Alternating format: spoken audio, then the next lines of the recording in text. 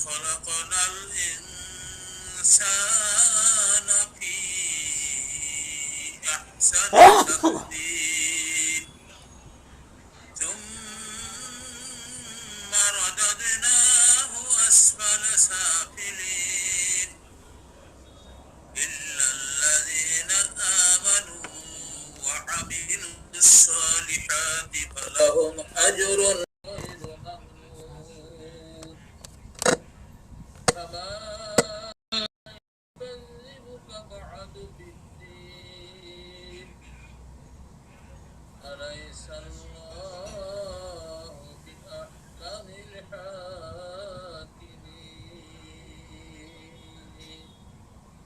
صدق الله العظيم وصدق رسوله الكريم ونحن على ذلك من الشاهدين والشاكرين ربنا تقبل منا إنك أنت السميع العليم وتب علينا إنك أنت التواب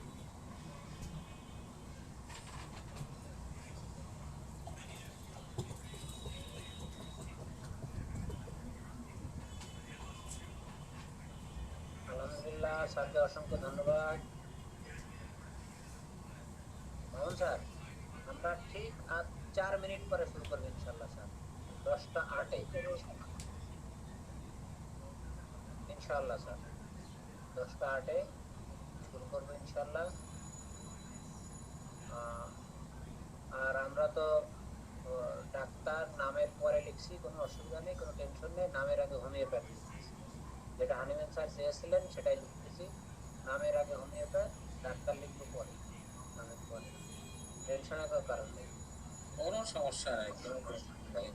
আমাদের তো আমাদের চিফ অফ অ্যাডমিনিস্ট্রেশন তো বলে দিয়েছেন ডি তবে আর শেষে আর জি স্যার। আর হোমিওপ্যাথ পরিচয় স্যার, হোমিওপ্যাথ এই যে আপনি মনে চিনেন যশোরের কাজী আজিজুর রহমান সাহেব আসেন, উনি তো নামের সাথে লিখেন যে কাজী আজিজুর রহমান হোমিওপ্যাথ। স্যার আমরা কিন্তু সাইনবোর্ডে লেখা হোমিওপ্যাথিক ডক্টর, হোমিওপ্যাথিক ডক্টর।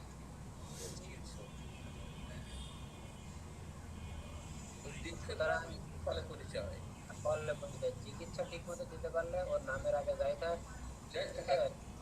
এই আজকে 2টা রোগী দেখছি, 2টা রোগী পেয়েছি। এই 2টা রোগী মানে 2জন রোগীর কথা বলতেছি। অ্যালোপ্যাথ ফেল করে এসছে একটা, তার লাম্বার রিজিয়নে পেন। আর একটা এসছে 24 বছর ধরে, তার হচ্ছে নাকে সর্দি। সেও কিন্তু অ্যালোপ্যাথ আয়ুর্বেদ সব কিছু ফেল করেই তারপরে এসছে।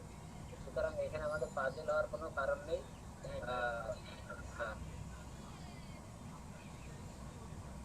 আজকে হ্যাঁ এই 2টা এরকম পেশেন্ট পেয়েছে আজকে।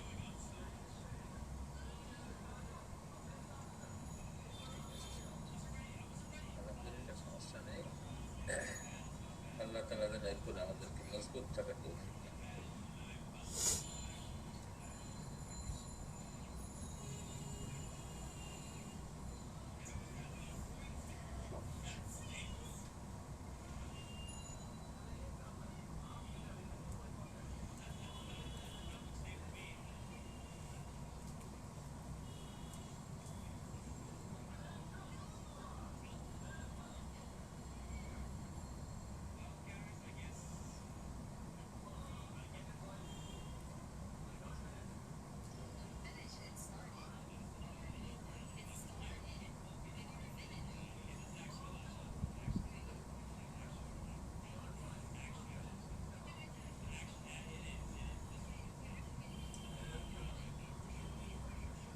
আমাদের কি ব্যাচেলর কামরুল স্যার জয়েন করেছে? ব্যাচেলর কামরুল স্যার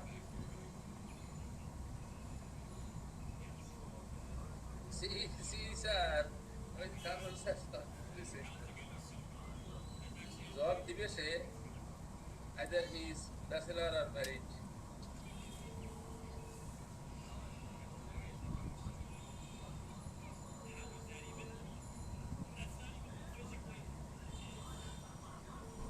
আসসালামু আলাইকুম sir. Mamun sir, please sir শুরু করা যায় স্যার? আলহামদুলিল্লাহ। আমাদের আজকে কলোফাইলামের সুন্দর একটা জার্নি শুরু করবেন ইনশাল্লাহ। একটা চিত্র তুলে ধরবেন। আমরা এখান থেকে জেনে নেব কলোফাইলামে অনেক ভালো কাজ আছে, ফিমেল ফিটাস বা প্রেগনেন্সি পিরিয়ডে। তো মামুন স্যারের কাছ থেকে আমরা সেগুলো শুনবো ইনশাল্লাহ, এবং আমরা প্রশ্ন করে জেনে নেবো। আর এটা খুব ইম্পর্টেন্ট একটা মেডিসিন। মামুন স্যার,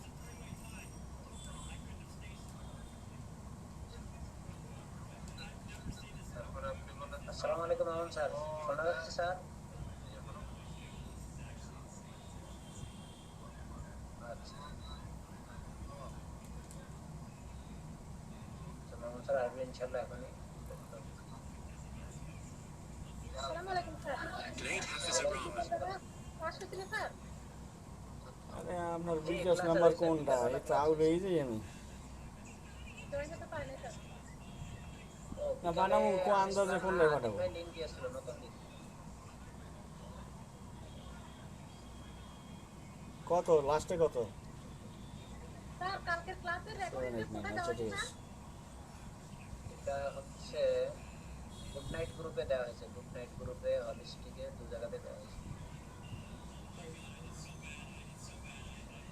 স্ক্রল করে পিছনের দিকে যাবেন, দেখবেন আসবে।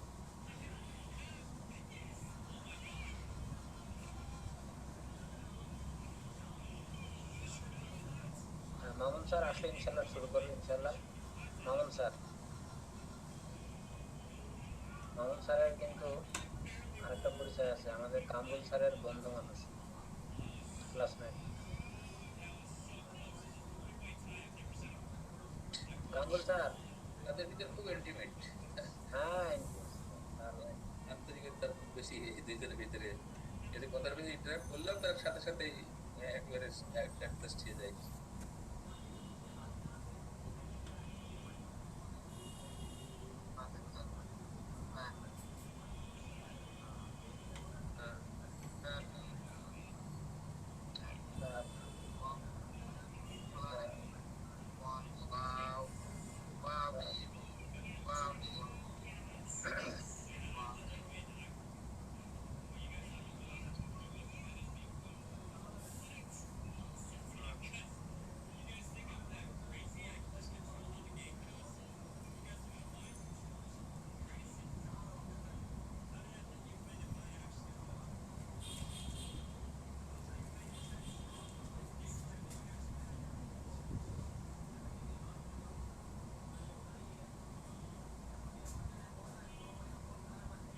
আমরা একটু অপেক্ষা করি, মামুন স্যার ঢুকবে এখন ইনশাল্লাহ।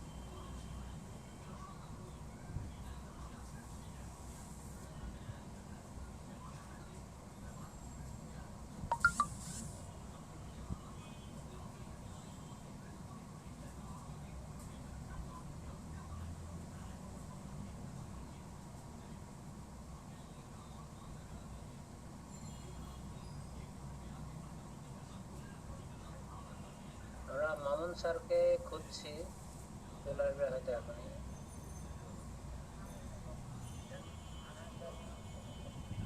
Hello. Assalamualaikum, sir. ওয়ালাইকুম আসসালাম। Is there any problem, sir? Yes, sir. There's lots of problem. My uncle, Yes. paternal uncle, is very sick. He's suffering from COVID-19, and Oh, I the see. present Where? situation, the uh, lungs Sorry, sir. 70%, Oh, I 70%.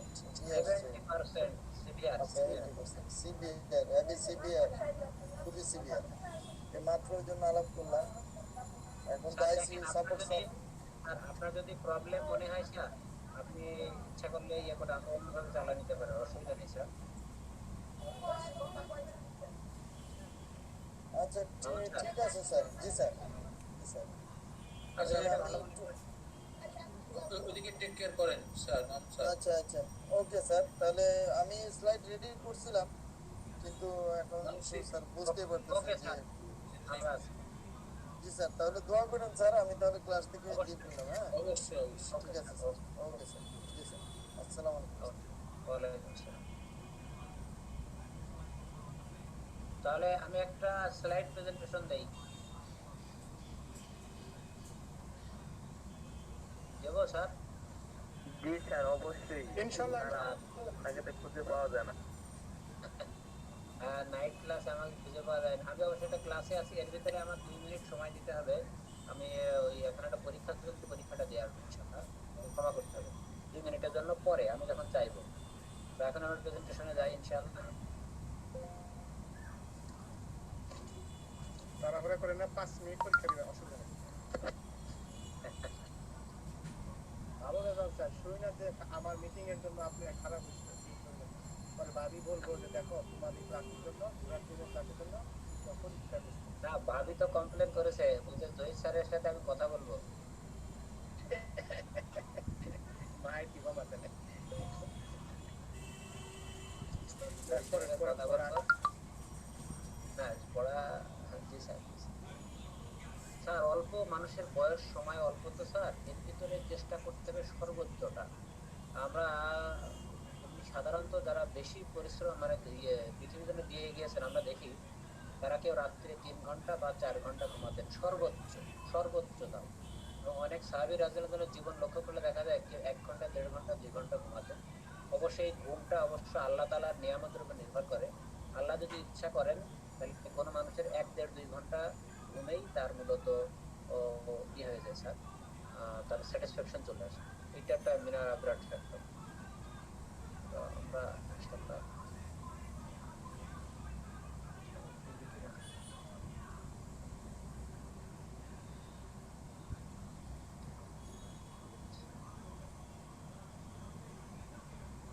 Sir, আমার screen কি দেখা যায় sir?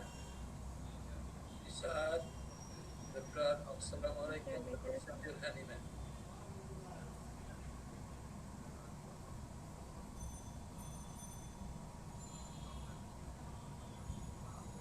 জি sir. আচ্ছা, তো sir দেখতে শুরু করছি যদিও। সবাইকে শুভেচ্ছা এবং সালাম জানাচ্ছি, আসসালামু আলাইকুম ওয়া রাহমাতুল্লাহ। আমাদের আজকের যে সাবজেক্টটা আমি হঠাৎ করে নিচ্ছি, তো সেটা হচ্ছে একজন সফল হোমিওপ্যাথ হতে হলে, হোমিওপ্যাথ হওয়া খুব একটা ব্যাপার না, সাধারণ সেটা হচ্ছে আমরা পড়ালেখা করছি, এখনো শেষ হয়নি, ঠিক আছে, 50টা মতো মেডিসিন মোটামুটি জেনেছি, মেডিসিন আমার কাছে আছে, একটা ইয়ে করতে পারি, স্টার্ট করতে পারি। সর্দি লেগেছে, দাও অ্যালিয়াম সিপা দিয়ে দাও, ঠিক আছে। ঠান্ডা লাগছে, একটু ইয়ের ব্যাপার, দাও পানি টানি নিয়ে করছে, রাস্টক্স দিয়ে দাও, ঠিক আছে। পেটের অসুবিধা হচ্ছে, পালসেটিলা দিয়ে দাও। এটা এটা খুবই সহজ। কিন্তু একটা ক্রনিক ডিজিজ অথবা অ্যাকুইট রোগ যখন আপনি ফার্স্ট মেডিসিনে ফেল করবেন, তখন এই সেকেন্ড মেডিসিনটা সিলেক্ট করা কত কঠিন, এটা একটা রোগী করতে গিয়ে আপনার কাজ হয়। এটা আমার ক্ষেত্রে হয়, সবার ক্ষেত্রে এটা নাও হতে পারে।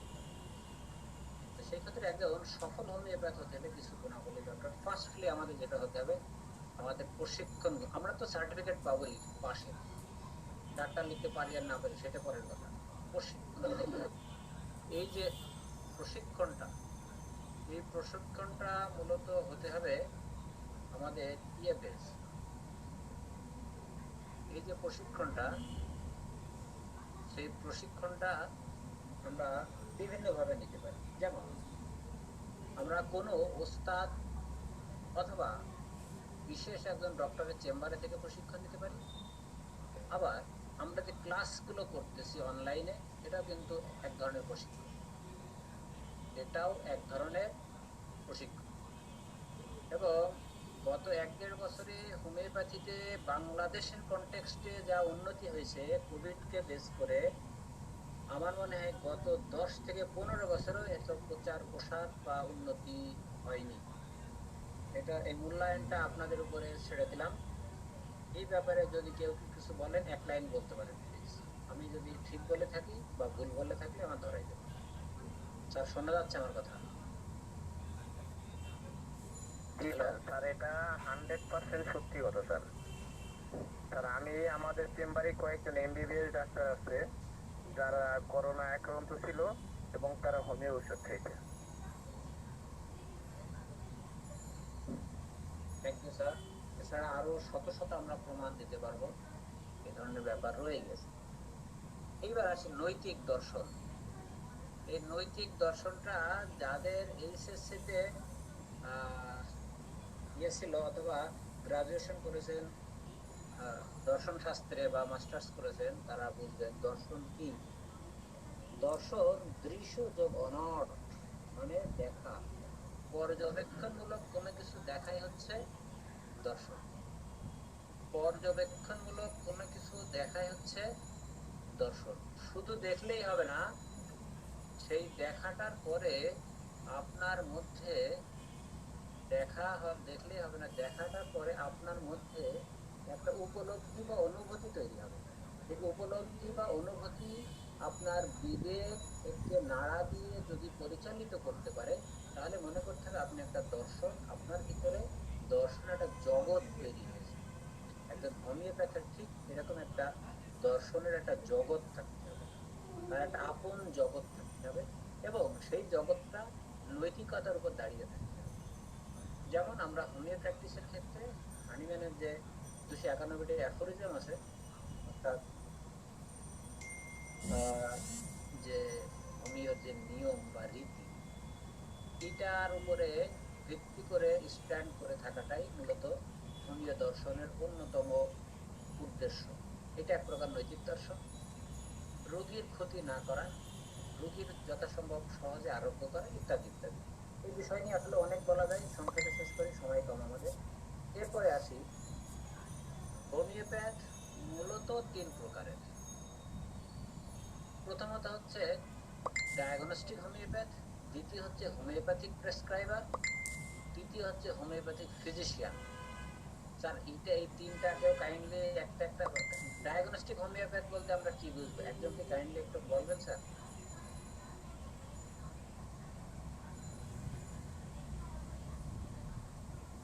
রোগের উপর ভিত্তি করে যিনি আমাদের আবুল কাশেম স্যার বলে দিয়েছেন, আমার মুরব্বী স্যার অ্যাবসলিউটলি বলে দিয়েছেন, অ্যাবসলিউট ডায়াগনস্টিক হোমিওপ্যাথ বলতে এটা আমরা জানা থাকলে অবশ্যই বলবো। ডায়াগনস্টিক হোমিওপ্যাথ বলতে রোগের উপরে ভিত্তি করে যখন কেউ মেডিসিন দিয়ে থাকেন, যে ডক্টর তিনি হচ্ছে প্রথমে 3-4টা উদাহরণ দিয়েছিলেন, তিনি হচ্ছেন ডায়াগনস্টিক হোমিওপ্যাথ। আর হোমিওপ্যাথিক প্রেসক্রাইবার, এটাকেও কাইন্ডলি একটু বলবেন স্যার? আমরা কিন্তু আজকে ধীরে এমনি আলোচনা করতে করতে এগোতে থাকি, কি বলেন sir? What is homeopathic প্রেসক্রাইবার? Anybody please? আমি বিব্রতকর অবস্থায় ফেললে আমাকে ক্ষমা করবেন। হোমিওপ্যাথিক প্রেসক্রাইবার হচ্ছেন যিনি লক্ষণ ভিত্তিক চিকিৎসা করেন, লক্ষণ ভিত্তিক টোটালিটি বেস চিকিৎসা করেন, তিনি হোমিওপ্যাথিক প্রেসক্রাইবার।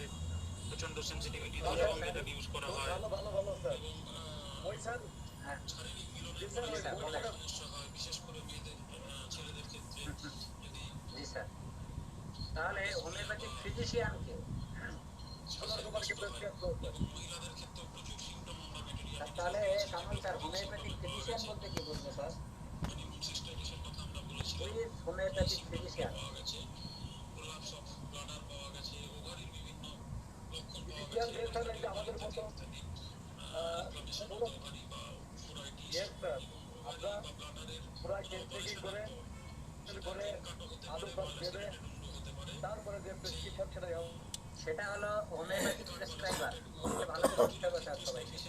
এটা হচ্ছে হোমিওপ্যাথিক প্রেসক্রাইবার স্যার।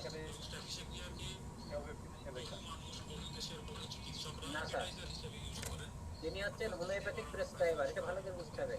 ডায়াগনস্টিক হোমিওপ্যাথ যিনি রোগ দেখে ওষুধ দেন, আর প্রেসক্রাইবার হচ্ছে, জি স্যার প্লিজ বলেন। টোটালিটি সিমটমস দেখে যিনি সিঙ্গেল মেডিসিন প্রেসক্রাইব করে সে হলো তিনি হোমিওপ্যাথিক প্রেসক্রাইবার ম্যাডাম, ফিজিশিয়ান। হোমিওপ্যাথিক প্রেসক্রাইবার তিনি। ফিজিশিয়ান আমি বলতেছি হোমিওপ্যাথিক, হ্যাঁ জি স্যার, জি, না ঠিক আছে, আপনি যা বলেছেন ঠিক আছে, আমি একটু বলি তাহলে সহজ হয়ে যাবে। তাহলে হোমিওপ্যাথিক প্রেসক্রাইবার ম্যাডাম যেটা বললেন যে আমরা টোটালিটি বেস সিঙ্গেল মেডিসিন আমরা যখন ইয়ে করে দেবো, সিলেকশন করে দেবো, করবো, সেটা হচ্ছে হোমিওপ্যাথি প্রেসক্রাইব। হোমিওপ্যাথি আমরা মেডিকেল বেস 8টা 10টা 15টা 20টা সিম্পটম। আর হোমিওপ্যাথিক ফিজিশিয়ান হচ্ছেন যিনি ওই রোগী পিকুলার সিমটম বের করতে পারবেন, আনকমন সিমটম বের করতে পারবেন, সিঙ্গেল মেডিসিন প্রয়োগ করে বুঝাবে। বুঝাতে পারলাম স্যার? সে আমার কথা নয়, এটা হচ্ছে জি, এটা ডক্টর ফারুক ইলাহি স্যারের একটা বক্তব্য আছে, দেখুন আপনারা।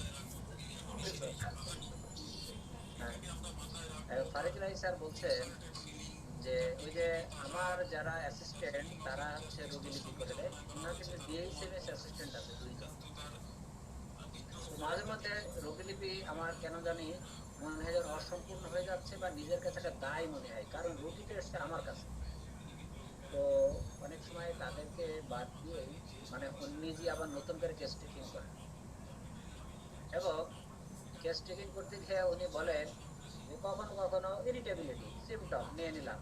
নো, ইরিটেবিলিটি সিমটম এইভাবে নেওয়া যাবে না, এটা আরো মাইক্রো করে নিতে হবে, মাইক্রো করে এক্সটেন্ডিং পর্যন্ত যেতে হবে, এক্সটেন্ডিং খুঁজে খুঁজে এই ধরনের সিমটম।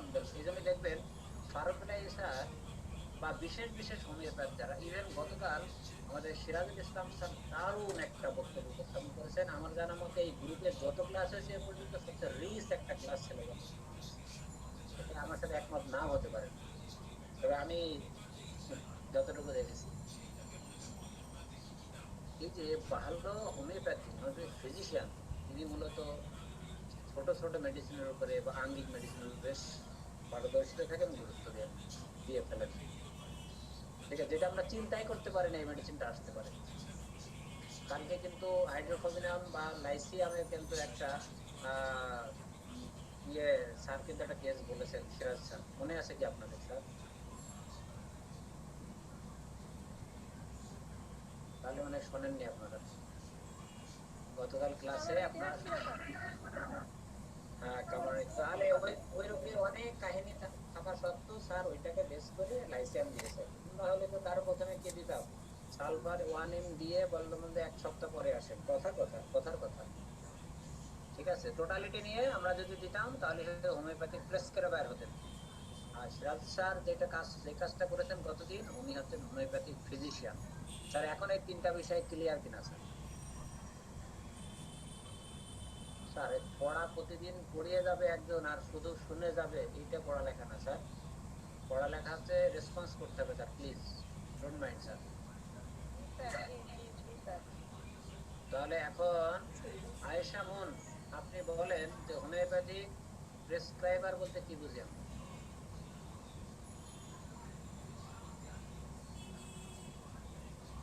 স্যার মানে টোটাল লক্ষণ নিয়ে যদি তাকে সেই লক্ষণের উপর ঔষধ নির্বাচন করে দেয়া হয়, সেটা হলো প্রেসক্রাইবার। Thank you very much, A lot of thank you very much. আচ্ছা, তাহলে ওই 3টা আমরা বুঝলাম যে হোমিওপ্যাথ 3 প্রকার। প্রথম বলতে আমরা কোনটা বুঝি? ডায়াগনস্টিক হোমিওপ্যাথ, উনি 3য় শ্রেণীর একজন হোমিওপ্যাথিক ডক্টর। আর হোমিওপ্যাথিক প্রেসক্রাইবার যিনি, উনি 2য় শ্রেণীর একজন হোমিওপ্যাথিক ডক্টর। আর যিনি হোমিওপ্যাথিক ফিজিশিয়ান, তিনি 1ম শ্রেণীর একজন হোমিওপ্যাথিক ডক্টর। ওকে, এবার আসি একজন সফল হোমিওপ্যাথ হতে হলে, যে বলেন প্লিজ। ওটা আরেকবার একটু বুঝিয়ে বললে ভালো হতো স্যার। আরেকবার বুঝিয়ে বলবো? অবশ্যই। 3 ইডিয়টস সিনেমা দেখছেন ম্যাডাম? 3 ইডিয়টস সিনেমা দেখছেন? স্যার ওখানে দেখবেন রেঞ্চোর দাস চাঞ্চোর, ও কিন্তু বলে আমি কখনো দুর্বল ছাত্রের হাত ছাড়ি না। দেখেছেন টিচারকে যখন ইয়ে করতে যাই, কিছু মনে করেন না, আপনি যোগ করলাম এই আর কি। তাহলে ডায়াগনস্টিক হোমিওপ্যাথ হচ্ছেন যিনি রোগ দেখে চিকিৎসা দেন, রোগের উপরে চিকিৎসা দেন। আর হোমিওপ্যাথিক প্রেসক্রাইবার যিনি সিমটম বেস চিকিৎসা দেন, টোটালিটি বেস চিকিৎসা দেন, সিঙ্গেল মেডিসিন দেন। আর হোমিওপ্যাথিক ফিজিশিয়ান হচ্ছেন যিনি পিকিউলিয়ার আনকমন সিমটম বের করে তার উপরে চিকিৎসা দেন। Clear? Sir Thank you. আচ্ছা, অর্গানন, আচ্ছা হোমিওপ্যাথের কর্তব্য, একজন হোমিওপ্যাথের কর্তব্য। অর্গানন 1 নম্বর সূত্রে যেরকম বলা হয়েছে, প্রকৃত আরোগ্য চিকিৎসকের মহৎ একমাত্র উদ্দেশ্য হলো রোগীকে স্বাস্থ্যে ফিরিয়ে আনা। রোগী এখন স্বাস্থ্যের সংজ্ঞা এই মুহূর্তে দেওয়া, আসলে এগুলো অনেক বড় বড় ব্যাপার, এগুলো আমরা জেনে নেব। রোগীকে স্বাস্থ্যে ফিরিয়ে নিয়ে আসা মানে তার ভিতরে যে বিশৃঙ্খলা হয়েছিল জীবনী শক্তি, সেটা শৃঙ্খলা আনাটাই মূলত স্বাস্থ্য, সেখানে ফিরিয়ে নেওয়া 1 নম্বর সূত্র। এটা হোমিওপ্যাথি কিন্তু 1 নম্বর কর্তব্য। তারপরে কর্তব্য হচ্ছে অর্গানন 105 নম্বর সূত্রে বলে দেওয়া আছে কি করতে হবে। মেট্রিয়ামেডিকার ওষুধের জ্ঞান, এক এক ওষুধ নির্বাচনের ক্ষমতা থাকতে হবে, অর্থাৎ মেট্রিয়ামেডিকার ওষুধের তার জ্ঞান থাকতে হবে, মেট্রিয়ামেডিকার ওষুধের জ্ঞান থাকতে হবে। আমরা যারা প্রথম শুরু করতেছি, প্রাথমিক অন্তত গোটা 50 পলিক্রেস্ট মেডিসিন আমাদের একটু পড়া দরকার ভালোভাবে। আচ্ছা, তারপর অর্গান 146 নম্বরে যেটা বলে প্রুভিং সিমটম মেলানো, প্রুভিং সিমটম মেলানো। এখন কাইন্ডলি আমাকে কেউ একটু বলবেন হোয়াট ইজ প্রুভিং সিমটম?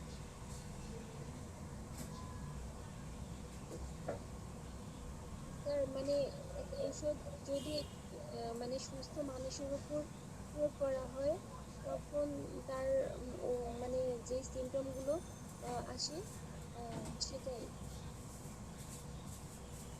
সুন্দর বলেছেন। আমি ঠিক বলেছি কি সুস্থ স্যার? সবল মানুষের উপর যখন মেডিসিন প্রয়োগ করে তার মধ্যে যে সিমটমগুলো পরিলক্ষিত হয় সেটা হলো প্রবীণ।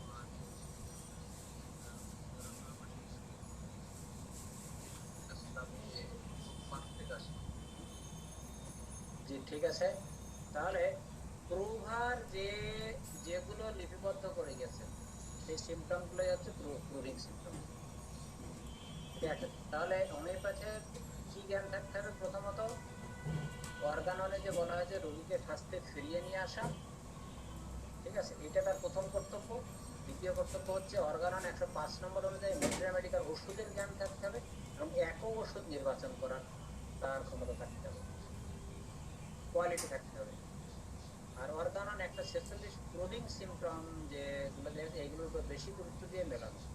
তাহলে প্রুভিং সিমটম যেহেতু আসলো, তাহলে প্রুভিং সিমটমের সাথে আরেকটা কোন সিমটম এর কথা মনে পড়ে যায় আমাদের? প্লিজ, সিমটম তো মূলত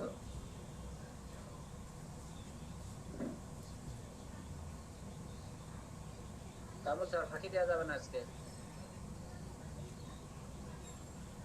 প্রুভিং সিমটমের সাথে আরেকটা কোন সিমটমের কথা প্রায় মনে পড়ে যায়? আমরা ক্লিনিকে বসে যে সিমটম করা হয় নাকি, ক্লিনিক্যাল সিমটম।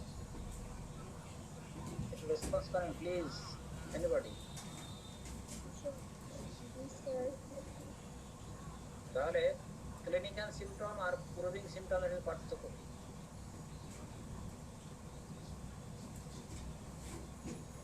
স্যার ক্লিনিক্যাল হলো যেটা পরীক্ষা নিরীক্ষার মাধ্যমে মানে মানে পরীক্ষা নিরীক্ষা করে যন্ত্রের মাধ্যমে যেটা সেটা। আর প্রুভিং হলো যেটা হলো প্রুভিং তো হলোই, আমরা মানুষের শুনছি। উপর যে ওষুধটা প্রয়োগ করে। ক্লিনিক্যাল সিমটম সম্পর্কে আরেকটু ক্লিয়ার করতে পারবেন কেউ?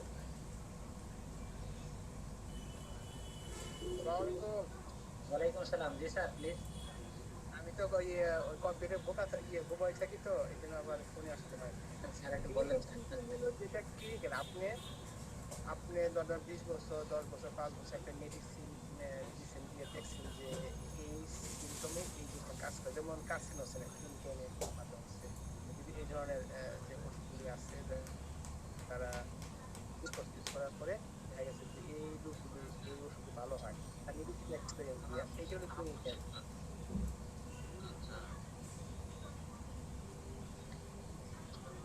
স্যার সুন্দর বলেছেন স্যার। এবার ক্লিয়ার হয়েছেন কিনা আপনারা? গোল্ড ইজ গোল্ড তো, এবার আপনারা ক্লিয়ার হয়েছেন কিনা বলেন। স্যার আরেকবার বললে ভালো হতো স্যার। স্যার আপনার কাছে আবার শুনতে যাচ্ছে স্যার। আচ্ছা আমি বলতেছি আবার, আপনি মনে করেন যে একটা তো আপনার তো আগে তো দেখছেন, আগে যেটা যেটা বলছে, আগে একটা যেটা বলছে যেটা কি যেন বলছিলেন আপনি আগে একটা হ্যাঁ প্রবীণ হচ্ছে যেটা সুস্থ মানুষের উপর মনে করেন মানে আমের পাতা বা জামের পাতা যে খাইছে সে সমস্ত খাইছে, খাওয়ার পরে দেখা গেছে এই সিমটমগুলি আসছে এবং এটা মানে তাদেরকে খাওয়া সবাইকে কি আসছে, 2 জন 3 জন যা খাওয়া গেছে কারো হয়তো পুরো 10টা বা 12টা বা 14টা সব মিলে যেটা আসতেছে এটা হলো মানে কি আসছে প্রবীণ। হ্যাঁ, আর ক্লিনিকের হলো যে কেউ করে নাই, আপনি নিজে 2 জন 3 জন 5 জন ডাক্তারে দেখছে যে হ্যাঁ এই কার্সিনোসিন যদি আমি খাওয়াই বা আমি যদি এই ওষুধটা খাওয়াই, হ্যাঁ এটা আপনি নিজস্ব এক্সপিরিয়েন্স, এটা কিন্তু আর কেউ জানেও না। আপনি দেখলেন যে এই ওষুধটা দিয়ে এই জিনিসগুলো ভালো হয়, আপনি তখন আবার আরো যে এটা ফ্রেন্ডে করলে তারাও দেখলো যে হ্যাঁ এরকম আমরা তো পাইছি এরকম এটা খাওয়াইলে এটা হয়। তাদের ক্লিনিক্যাল বেস যে ওষুধগুলি খাওয়াই সিমটমগুলি ক্লিয়ার হয় সেটা ক্লিনিক্যাল সিমটম। হ্যাঁ, স্যার ওইটা কিন্তু কোনো প্রোটিন না, এটা কিন্তু কোনো সুস্থ মানুষকে খাওয়ায় কিন্তু কোনো প্রয়োগ করা হয় না, এটা আপনার নিজস্ব এক্সপিরিয়েন্স দিয়ে আপনি জিনিসটা প্রয়োগ করছেন। স্যার খুবই সুন্দর করে বর্ণনা করেছেন। এরপরে আর মনে হয় কারো কনফিউশন থাকা উচিত না। তারপরেও ক্লিয়ার কিনা স্যার? অল্প পড়ি কিন্তু একটু বুঝে পড়ি স্যার, সবাইয়ের প্রতি আমার অনুরোধ, অল্প পড়ি একটু বুঝে পড়ি, কাজ হবে ইনশাআল্লাহ। আপনি কি বুঝতে পারছেন? আয়শা বুঝতে পারছেন আপনি জি স্যার।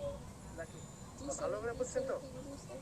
মানে আপনি নিজস্ব এক্সপিরিয়েন্স থেকে যে আপনি এই জিনিসটা দিলে এই হয়, এটা আপনি নিজে দেখছেন, কিন্তু কোনো সুস্থ মানুষের খাওয়াই কিন্তু প্রমাণ করতে পারেন না, কিন্তু আপনি নিজে আপনি মানুষকে দিচ্ছেন দিয়ে পাইছেন, এরকম আপনি আরো 2-4 জন যারা বন্ধু ডাক্তার আছে তারাও গিয়ে দেখছেন হ্যাঁ এই জিনিসটা যদি এই হয়, তখন এটা ক্লিনিক্যাল বেস নিজস্ব এক্সপিরিয়েন্স থেকে হচ্ছে। জি sir. G sir, thank you sir. Thank you sir. Sir সুন্দর করে বলেছেন, স্যারকে অসংখ্য ধন্যবাদ। হাততালি দেওয়ার সুযোগ নেই, না হলে দিতাম স্যার। দারুণ হয়েছে স্যার, সুন্দর করে বলেছেন। এরপরে আসি, একজন হোমিওপ্যাথ প্রধানত 3টি ভুল স্যার করে থাকে। জি জি, আচ্ছা স্যার আপনি বললেন না হাততালি দেওয়ার সিস্টেম নেই, কে বলেছে? স্যার সবাই যদি মিউটটা অন করে হাততালি দেন তাহলে তো স্যার শুনতে পাবে। স্যার শুনতে পেয়েছে, it's clear I think. Thank you sir. এরপরে আসি, একজন হোমিওপ্যাথ প্রধানত 3টি ভুল করেন। প্রথম হচ্ছে সঠিক ওষুধ নির্বাচনে ব্যর্থতা।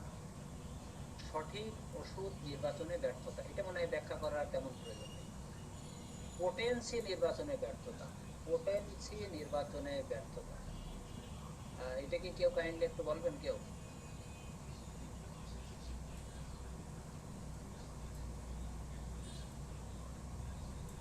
স্যার আপনি বলেন। পোটেন্সি বলতে আমরা কি বুঝি? পোটেন্সি তো পোটেন্সি। স্যার ঔষধের সঠিক মাত্রা নির্বাচন করতে ব্যর্থ হওয়া। তো কেমন ব্যর্থতা? রোগীর লাগবে, মনে করেন যে আপনার 30, আপনি দিয়ে দিয়েছেন 200। রোগীর লাগবে 200, আপনি দিয়েছেন 30। রোগী হচ্ছে মানসিক প্রবলেম, মানসিক প্রবলেম রোগীর। স্যার এটা কাইন্ডলি কেউ একটু ব্যাখ্যা করবেন এই পেজটা? আমি একটু পরীক্ষাটা দিয়ে আসি, আমি extremely sorry sir. Please sir একটু কাইন্ডলি যদি ব্যাখ্যা করতে, পোটেন্সি নির্বাচনের ব্যর্থতা, এটা যদি প্লিজ আমাকে একটু হেল্প করবেন যে আপনারা আসলে স্যার, একটু হেল্প, পোটেন্সি নির্বাচনে যদি একটু হ্যাঁ বলতেন। আপনি জান অসুবিধা আমরা করতে পটেন্সি নির্বাচন তো আমরা এতদিন ক্লাস করছি তাই না? পটেন্সি মানে দেখা গেছে যে বিভিন্ন মানুষের বিভিন্ন ডাক্তারের বিভিন্ন ধরনের কিছু ইন্ডিভিজুয়াল হয়, তার মানে এই না যে আপনি 6 জায়গায় মানে 200 জায়গায় 1 লাখ, যেটা অনেকে শুরু থেকে দেখা যায় যে ডিএমএম সিএম দিয়ে বসে থাকে। আপনার যে একিউট ডিজিজ যেখানে আছে সেখানে আমরা কি করি, আমরা সাধারণত লো পটেন্সি দিই বা লো 30 দিয়ে একটু অনেক সময় দেখা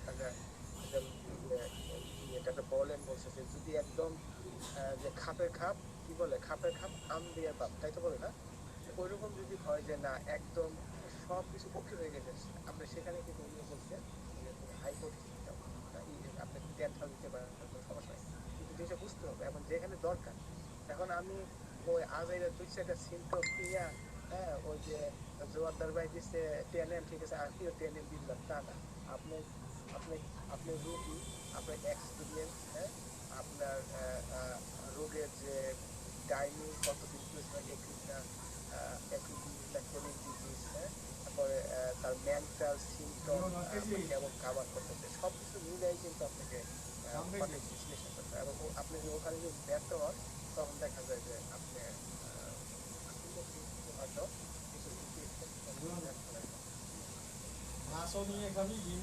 আর এখানে তো রোগীর শারীরিক কন্ডিশনের তো একটা ব্যাপার আছে মনে হয় স্যার। সবকিছু মিলিয়ে শারীরিক মানসিক সবকিছু মিলিয়ে দেখা যায় যে মেন্টাল ক্ষেত্রে অনেক সময় কিন্তু একটু হাইপোরিক দিতে হয়, অবস্থা বুঝে যায়। এখন আপনি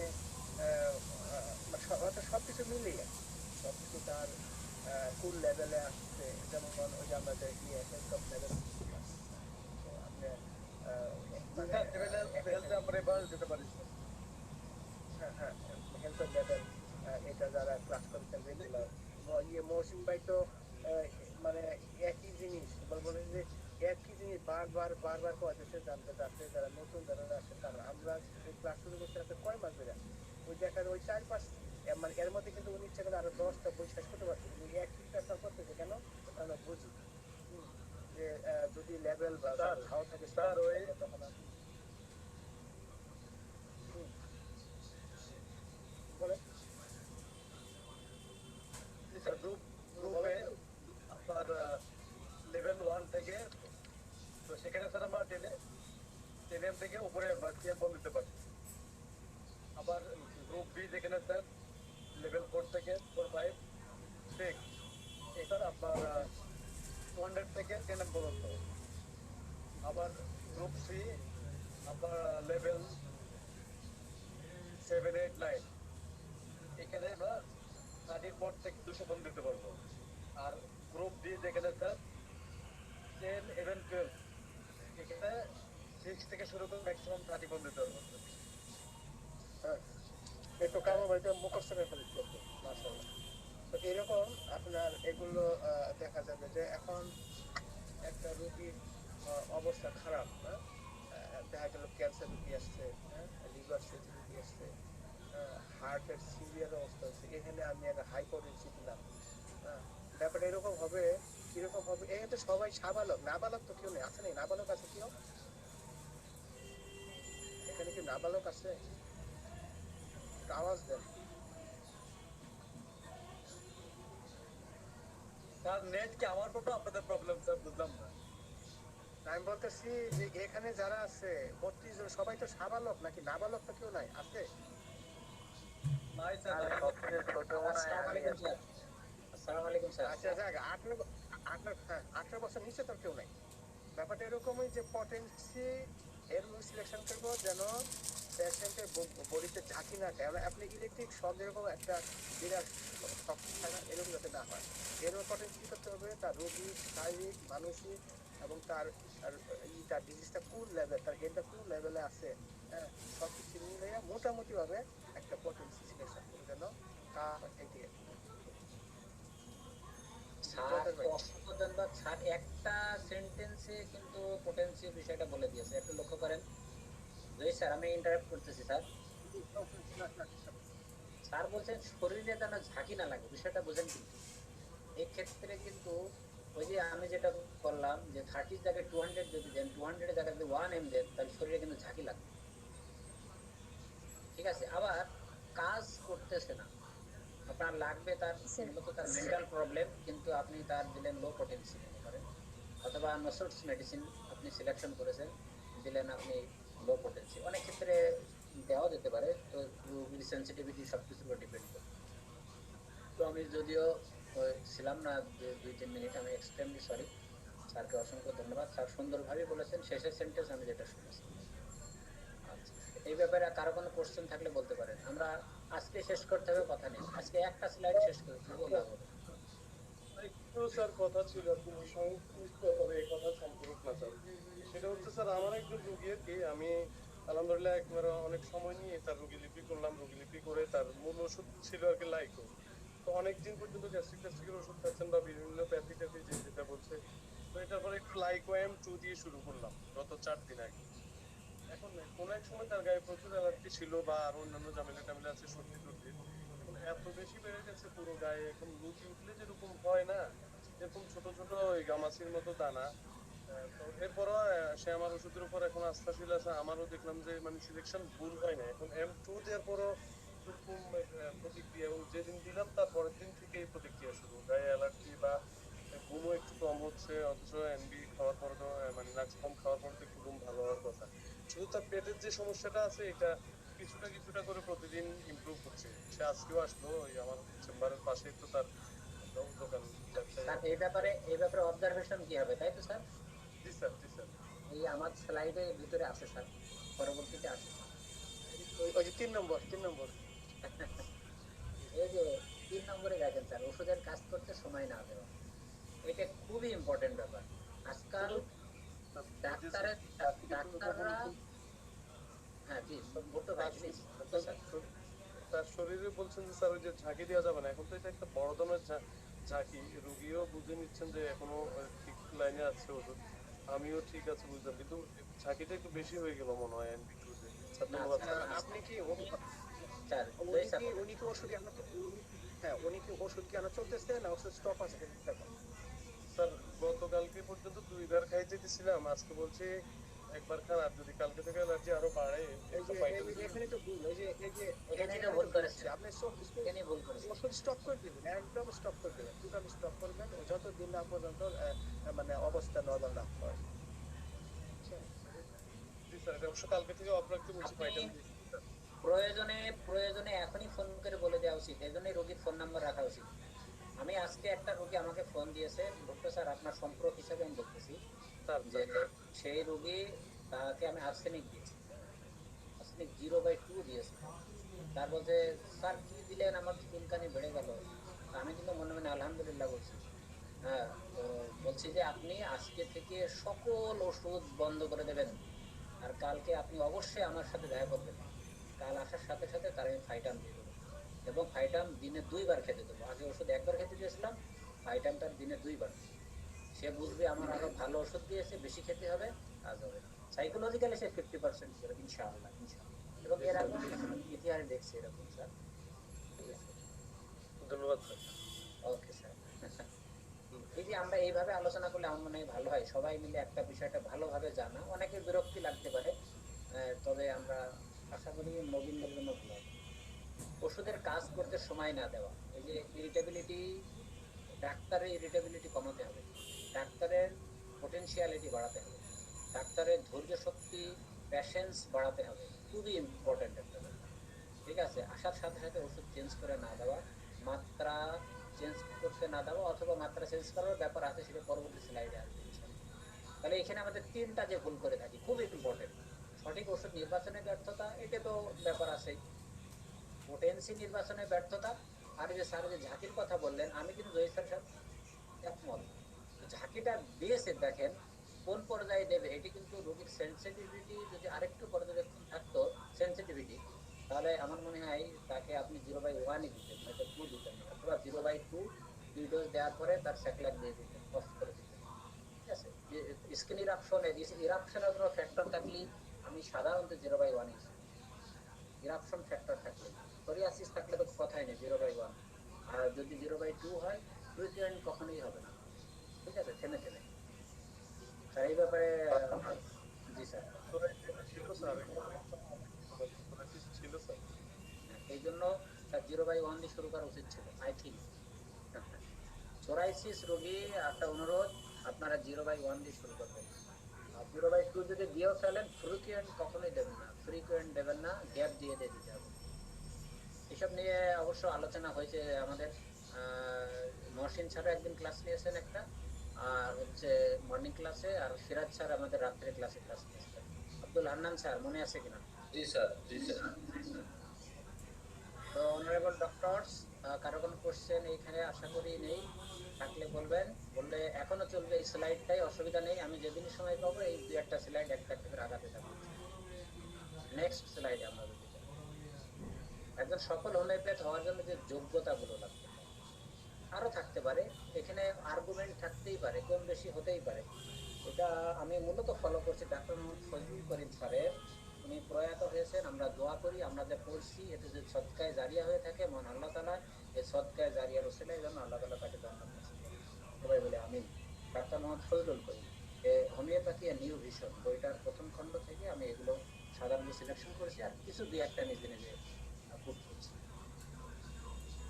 একজন সফল হোমিওপ্যাথ হওয়ার যোগ্যতা, রোগ সম্পর্কে তার জ্ঞান থাকতে হবে। এটা আমাদের হোমিওপ্যাথের ভিতরে বিশেষ একটা পিছিয়ে পড়ার একটা মানসিকতা। কিন্তু তাই না, ক্লাস হলে আমরা দেখি যদি অ্যানাটমি ফিজিওলজির ক্লাস থাকে, সেই ক্লাসে যদি 30 জন উপস্থিত থাকে আর ম্যাথমেটিক্যাল ক্লাসে 60 জন উপস্থিত, অবশ্য ম্যাথমেটিক্যাল জ্ঞানটা বেশি প্রয়োজন, সেটাও ঠিক আছে, কিন্তু ইগনোর করার কোনো সুযোগ নেই। রোগটা সম্পর্কে জানতে হবে। হেপাটোবিলিয়ারি সিস্টেম সম্পর্কে যদি না জানি, তাহলে কিন্তু আমরা সিকেটিস বা ওই লিভার ডিজিজের যে ইয়েটা, ওষুধ নির্বাচন বা কাজ ফাংশন কিভাবে কি প্রবলেম, এগুলো সলভ করা মুশকিল হয়ে যায় অনেক ক্ষেত্রে। তারপরে তার হচ্ছে গল স্টোনের সাইজ যা দেখলাম বা থিকনেস, গল স্টোন বলো থিকনেসটা বড় ব্যাপার। গল ব্লাডারে আমরা থিকনেস দেখলাম যে তার বেশি হয়ে গিয়েছে, জায়গায় নেই ভিতরে, তারপর আমরা পাথর গলিয়ে বের করে দিতে চেষ্টা করতেছি। এটা কি হয়? 20 মিলিমিটার পাথর যদি আমরা মনে করি কিডনি থেকে বের করে দেবো, এতে বিপদে পড়ার সম্ভাবনাটাই বেশি। আর যদি বেরিয়ে যায় আলহামদুলিল্লাহ, আল্লাহ তাআলার কাছে অশেষ শুকরিয়া, তবে এটা সম্ভব। সাইজ দেখে আমাদের কাজ করতে হবে। যাই হোক, পোটেন্সি জ্ঞান, পোটেন্সি জ্ঞান এটা তো বলাই হলো। তারপরে ওষুধ প্রয়োগ জ্ঞান, ওষুধ কিভাবে কি করে কখন প্রয়োগ করতে হবে, তারপরে কিভাবে এগুলো ব্যাপার থাকতে হবে। তাকে 1 ডোজ দেবো না 2 ডোজ দেবো, বা একই ওষুধ কতদিন খেতে দেবো, ঠিক আছে। আমি একটা উদাহরণ দিই তাহলে সহজ হবে। মহসিনুজ্জামান স্যার একদিন সকালে একটা ক্লাসে বলছিলেন, উনি একজন ব্যক্তিকে অ্যালুমিনা দিয়েছেন। অ্যালুমিনা আমরা জানি সবচেয়ে লং অ্যাক্টিং একটা মেডিসিন, লং, অনেক সময় নেই। তো রোগীটা যে জন্য স্যার দেখছেন যে সিলেকশন তো ঠিকই আছে, রোগীটা 19 দিন পরে তারে ফোন দিয়েছে, বলছে স্যার কিছু হলো না তো। ও এসছে আশা করে বলছে স্যার এখনো কোনো কিছুই হয়নি, আগের মতনই আছে। দেখে শুনে দেখলাম যে তার তো অ্যালুমিনাই হবে। তো তারপরে তাকে মানে স্যাকলাক দিল বা অপেক্ষা করতে হবে, স্যাকলাকই মানে দিয়েছিল। তো রোগী ঠিক একদিন পরে মানে 20-21 দিনের দিন ফোন দিয়ে বলছে যে আমার এখন ভালো লাগছে, উন্নতি হচ্ছে মনে হচ্ছে। দেখেন এটা কতটুকু একজন ডক্টরের কনফিডেন্স থাকলে তিনি এই কাজটা করতে পারেন, তার confidence level. G sir, please sir. এখানে একটু একটু কথা আছে স্যার একটা হলো যে ডিপ রেমিডি, যে একটা ডিপ রেমিডি দেখা যায় যে একটা ওষুধ অনেক দিন মতো কাজ করে, আজকে থেকে শুরু করে 2 মাস 3 মাস 6 মাস কাজ করতে পারে। আর উনি যে কথাটা বলছে সেটা হলো লেট টাইমে অ্যাকশনে যাওয়া, যেমন ওষুধটা খাইছে ওরা 2 সপ্তাহ পরে কিন্তু স্টার্ট করছে কাজটা, বুঝতে পারছেন? হ্যাঁ, একটা হচ্ছে আজকে হ্যাঁ এগুলো মানে লেটে শুরু হয়, লেট করে শুরু হয়ে পরে চলে। আরেকটা হলো যে এখন থেকে শুরু হয়েছে অনেকদিন কিন্তু চলে, দুইটা কিন্তু একটু কথা একটু পার্থক্য আছে। অ্যালুমিনা যেটা উনি যেদিনটা খাওয়া শুরু করছে তার 2 সপ্তাহ পর থেকে সে স্টার্ট করছে, মানে ও এতদিন ঘুমাইছে, ঘুমানোর 2 সপ্তাহ পরে উনি ঘুম থেকে উঠে তখন তার কাজ আরম্ভ করছে। এইটাই জি স্যার, এই জন্য আপনাদের অনুরোধ করবো আমি, এবং আমি আমাকে অনুরোধ করতেছি দেখার জন্য, কেন্ট রেপার্টরির শেষের দিকে কয়েকটা পেজ আছে, দেখবেন ওষুধের মেয়াদকাল। যদিও মেয়াদকাল নিয়ে অনেক কোশ্চেন থাকতে পারে, তবু আমরা এক নজরে আমরা দেখে নিতে পারি ওষুধ থেকে কোন ওষুধটা কতদিন কাজ করে, এটা একটা ফ্যাক্টর। আমরা আমরা কেন্ট রেপার্টরির শেষের দিকে অনেক বইয়ে দেয়া থাকে। জি, কেউ কিছু বলবেন স্যার?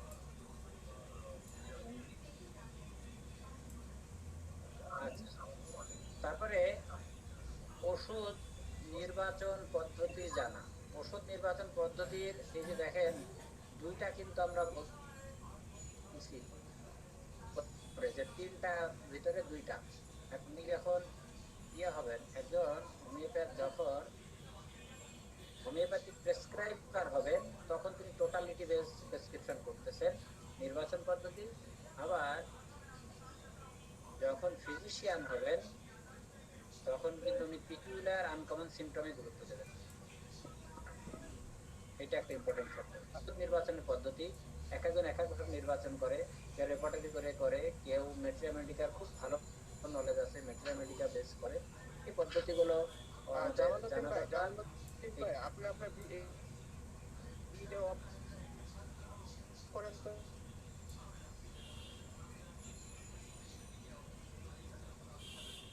স্পিকারটা। আচ্ছা, ওষুধ প্রস্তুত পদ্ধতি জানা। এখন ওষুধ প্রস্তুত কি আমরা কি করি বা করি না? তারপর বেসটা জানা থাকে, ব্যাকগ্রাউন্ডটা জানা থাকে। তাহলে ওই বিষয়টাতে আপনার আগ্রহ থেকে শুরু করে জ্ঞানের যে পরিধি সেটা বৃদ্ধি পাবে। ওই পরিধি বৃদ্ধি পেলে আপনার মেন্টাল স্যাটিসফ্যাকশন থেকে শুরু করে আরো ব্যাপার আছে। আপনি মনে করেন 0/2 একজনকে দিয়েছেন, কিন্তু তার লাগবে মনে করেন 0/3, কিন্তু দুর্ভাগ্যক্রমে আপনার কাছে 0/4 বা 7 বা 6 এরকম আছে। যদিও অনেকে জাম্প করে থাকেন, কিন্তু ওই রুগী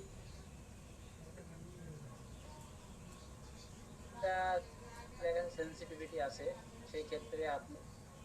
আচ্ছা, তারপরে মাত্রা জ্ঞান। মাত্রা জ্ঞান বলতে একমাত্রা বলতে আমরা কি বুঝি? কাইন্ডলি কেউ কিছু বলবেন? এটা কিন্তু জানতে হবে ভালো করে। What is একমাত্রা? একবার খাওয়ালাম সেটাই কি একমাত্রা? জি স্যার প্লিজ। ওষুধ দেওয়া প্রকাশ হওয়া কিন্তু একমাত্র। যখন ওষুধ একাধিকবার গ্রহণ করার পরেও জি স্যার। যখন ক্রিয়া প্রকাশ হবে সেটাই হলো একমাত্র। জি স্যার, জি স্যার, গুড স্যার, কারণ বলেছেন। অর্থাৎ ওষুধ প্রয়োগের পর রোগীর ভিতরে যখন ক্রিয়া শুরু হবে যখন পর্যন্ত, তার আগ পর্যন্ত একমাত্র। এটা ক্লিয়ার কিনা? ক্লিয়ার না থাকলে এটা জানতে হবে, এটা জিজ্ঞাসা করতে হবে। ক্লিয়ার কিনা? সবাই ক্লিয়ার? এটা বললে ভালো হতো স্যার। একজনকে মনে করেন যে 1 মুঠ 10 ঝাঁকুনি দিয়ে 4 আউন্সের বোতলে একটা গ্লোভিস দিয়েছি, 10 ঝাঁকুনি দিয়ে আমরা 1 মুটকি খেতে বলেছি, কোনো প্রতিক্রিয়া তৈরি হয়নি।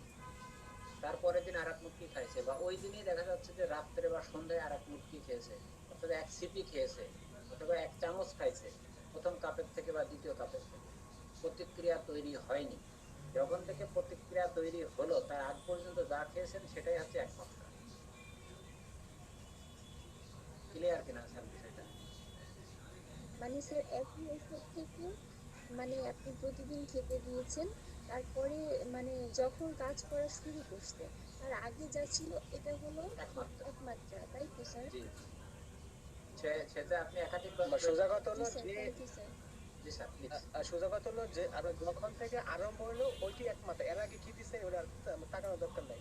ওই যে দিচ্ছেন যদি সব মিলাই হোক যাই হোক, যখন স্টার্ট হয়েছে ওইটি হলো একমাত্র। এর আগ পর্যন্ত যা দিচ্ছেন সব মিলাই আর কি, 2 বার 3 বার 6 বার সব মিলে একমাত্র। Thank you sir. আচ্ছা, এখন মাত্রা প্রয়োগের সময় দেন, অর্থাৎ মাত্রাটা কখন প্রয়োগ করবে, বা দ্বিতীয় মাত্রা কখন প্রয়োগ করতে হবে, বা তৃতীয় চতুর্থ পঞ্চম মাত্রা। অ্যাকুইট ক্ষেত্রে মনে করেন, অ্যাকুইটের ক্ষেত্রে তার হচ্ছে রানিং নোজে অ্যালিয়াম সিপ আপনি 30 দিয়েছেন, দেওয়ার সাথে সাথে সাধারণত রানিং ডোজে আপনার অ্যালিয়াম সিপাতে যদি লক্ষণ মিলে যায় 5 মিনিটের ভিতরে কাজ করে। 5 মিনিট। আমি কালকে আমার চেম্বারে একজন বসে আছে, বসে থাকা অবস্থায়, তো ওই অবস্থা আমি তাকে ক্যালিবাই দিয়েছি, অনলি 5 মিনিট। সে আমার সাথে বসে গল্প করছিল, করতে করতে বলছে যে স্যার এখন নাক ক্লিয়ার হয়ে গেছে, ইত্যাদি ইত্যাদি। অর্থাৎ 5 মিনিটস তার কাজ করা শুরু করে দিয়েছে অলরেডি। তারপরে কি করতে হবে বলে তো? যদি আমি 30 দিয়ে থাকি তাহলে কি করতে হবে, আর যদি 0/2 দিয়ে থাকি তাহলে কি করতে হবে? কেউ কি কাইন্ডলি একটু ধারণা করেই বলবেন? এইগুলো কিন্তু হোমিওপ্যাথি। আর যেগুলো আলোচনা করতেছি, আর মেট্রামেটিকে তো আমরা দেখে পড়তেই পারি। আপনি আমি একটু কেউ নেই বুঝিয়ে মনে হচ্ছে, আয়শামুন আপা ছাড়া কেউ নেই মনে হচ্ছে। স্যার, আমি তো বুঝি না। স্যার একজন একটু কাইন্ডলি বলবেন, আরেকজন একটু বলেন কাইন্ডলি। আমরা একটু শিখি, সবাই মিলে শিখি, আমরা আপনাদের জ্ঞানটা শেয়ার করি আমরা আপনাদের। স্যার 30 হলে 8 দেওয়া যাবে না। আর যদি 0/2 হয় তাহলে মানে কন্টিনিউ করতে হবে আর কি। Thank you sir. মোহন স্যারকে অসংখ্য ধন্যবাদ। কন্টিনিউ করা যেতে পারে, তবে সেটা আমরা বেশি দিব না, হয়তো 2 বার বা তার পরের দিন সকালে আরেকবার। জি স্যার। সময় স্যার দারুণ লাগছে। সময়ের ব্যবধান বাড়ে। স্যার, আমি বুঝিনি, আমাকে বুঝিয়ে বলবেন স্যার। হ্যাঁ হ্যাঁ, বিকাশ নাম্বার দিচ্ছি, আপনি ফ্লেক্সি করে বিকাশ দিলেই অবশ্যই বলে দেবেন। কি বলেন রোহিত স্যার? স্যার দিবেন না আমার স্যার, নাম্বারটা আপনি বলে দেন। নাম্বারটা দিয়ে আচ্ছা, আবার বলবো ম্যাডাম, কোনো অসুবিধা নেই। আপনি বললে আমাদেরই শেখা হবে, মানে আমার শেখা হবে।